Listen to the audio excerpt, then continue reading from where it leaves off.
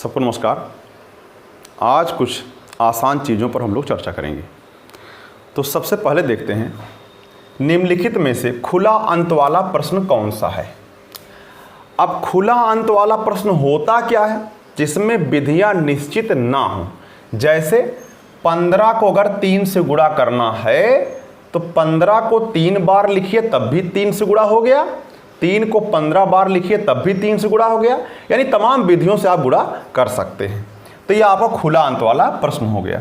यदि एक शिक्षार्थी को संख्याओं या गुणा भाग परिकलन जिसे कहते हैं में समस्या हो रही है तो गणितीय अक्षमता का उदाहरण है।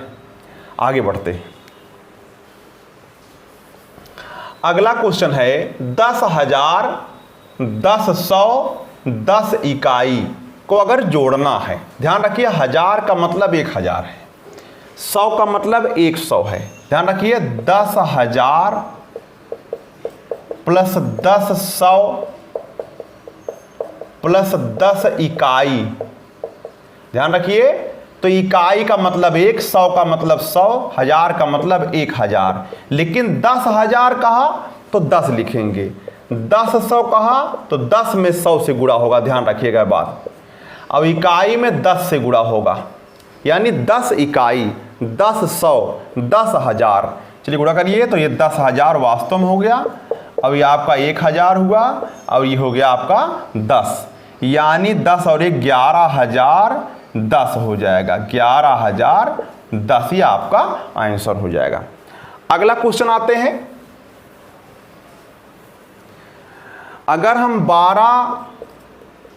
112 में 11 से भाग करें तो जो शेषफल आएगा, ध्यान रखिए शेषफल आएगा 1।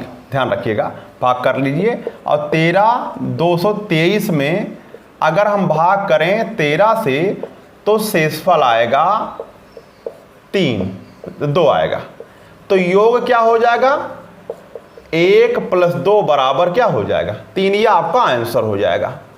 लेकिन मान लीजिए भाग करना नहीं आ रहा है तो आप सामान्य तरीके से, जैसे देखिए 13,223, 13 से भाग करिए, एक बार ले जाइए, यहाँ पर 0 हो जाएगा। ऊपर से सिर्फ 2 उतारेंगे। ध्यान रखिए सिर्फ एक संख्या उतारेंगे।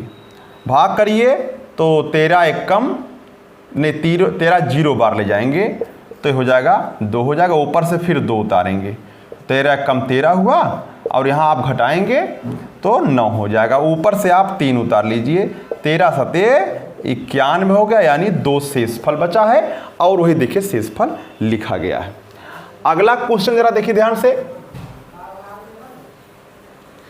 अगला क्वेश्चन जरा ध्यान से देखिए। 56,431 में 6 का स्थानीय मान कितना होगा। अगर आप देखें तो 6,000 होगा।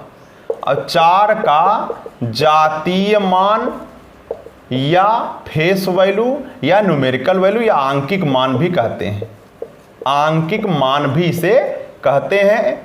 तो हो जाएगा 4 का 4 ही होगा, 5 का भी 5 होगा, यानी प्रत्येक संख्या का जातीय मान वह पुनः संख्या ही हो जाती है। लेकिन उसने कहा अंतर क्या है, तो 10 में से 4 घटाइए 6 हो जाएगा, और यहाँ पर 9 9 प्राप्त होंगे, यहाँ पर 5 ही आपका आंसर हो जाएगा। इसी प्रकार से अगला क्वेश्चन है 84 के सभी धनात्मक गुणनखंडों का योग। तो 84 को आप ध्यान दीजिए, सवाल नंबर 4 है। तो 84 के सभी गुणनखंड कैसे ज्ञात करेंगे। तो सबसे पहले 84 को आप फैक्टराइज करिए, 2 से भाग करिए, 2 चौका 8, 2 एक कम 2 हो जाएगा, और 2 दूनी 4 हो जाएगा। फिर यहाँ पर 2 से और 21 हो जाएगा, यहाँ पर 3 से तो 7 बचेगा। यानी इसी में से मिला करके हम बनाएंगे। जैसे 1 के पहाड़ा पढ़ेंगे तब भी 84 आएगा, 2 3 4 5 नहीं होगा, 6 होगा, ठीक है ना। अच्छा 7 होगा, और आपका जो है 7 के बाद 12 हो जाएगा, 12 से 84 होता है। फिर 14 होगा, ठीक है ना, 21 होगा, 28 होगा, 42 होगा, और स्वयं 84 भी होगा। जरा गिन लीजिए 1 2 3 4 5 6 7 8 9 10 11 12, यानी कुल गुणनखंडों की संख्या कितनी हो गई 12। लेकिन सवाल में कहा सभी धनात्मक गुणनखंडों का योग जो 7 के गुणज हैं। अब इसमें 7 से कटने वाला कौन कौन है उन सबको आप ऐड कर लीजिए, यानी 7 + 14 + 21 + 28 + 42 + 84। अगर इनको आप ऐड करने के बहुत से तरीके हैं। आप 7 कॉमन भी ले लेंगे तब भी काम चल जाएगा, या ऐसे ही जोड़ लीजिए। तो 4 2 6, 8 से 14, 1 15 और 4 19 और 7 26 के 6 हो जाएगा। हाँ सिलाए 2, 8 2 10, 4 14, 2 16, 2 18 और 1 19, यानी 196 हो जाएगा। आंसर हो जाएगा आपका। आगे बढ़ते हैं। अगला है 6 घंटों में सेकेंडों की संख्या। 6 घंटे गुणे 3600 कर दीजिए तो हो जाएगा 0 0 6 गुणे 6 36 हुआ, 6 18 3 21,600 सेकेंड हो जाएगा ये पूरा। यानी 6 घंटे में कितने सेकेंड होंगे 21,600। अब हमारे पास ऑप्शन है, सवाल नंबर 5 है ये। ऑप्शन है 12 दिन में कितने मिनट होंगे ये निकाल लीजिए, 15 दिन में कितने मिनट होंगे बी वाला ऑप्शन है।